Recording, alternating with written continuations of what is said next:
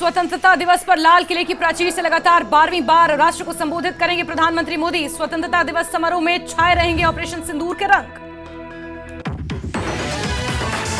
स्वतंत्रता दिवस को लेकर देश भर में उत्सव का माहौल। तिरंगे की रोशनी में नहाया श्रीनगर का लाल चौक। दिल्ली के इंडिया गेट तक रोशनी में जगमगाई ऐतिहासिक इमारतें। स्वतंत्रता दिवस की पूर्व संध्या पर राष्ट्रपति द्रौपदी मुर्मू ने दी देशवासियों को बधाई। कहा, संविधान और लोकतंत्र हमारे लिए सबसे महत्वपूर्ण। देश की मजबूत होती अर्थव्यवस्था का भी किया जिक्र। किश्तवाड़ में बादल फटने से भारी तबाही, 46 लोगों की मौत, 100 से ज्यादा जख्मी। मचैल देवी की यात्रा मार्ग में हुए हादसे के बाद राहत और बचाव कार्य जोरों पर।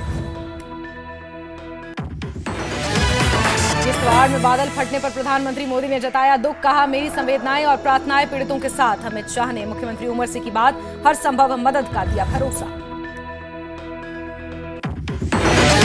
किश्तवाड़ में तबाही वाली जगह पहुंचने वाला पहला न्यूज चैनल न्यूज 18 JKLH। पटधर में आपदा के बीच ग्राउंड रिपोर्टिंग। बादल फटने से हुई है भयंकर तबाही।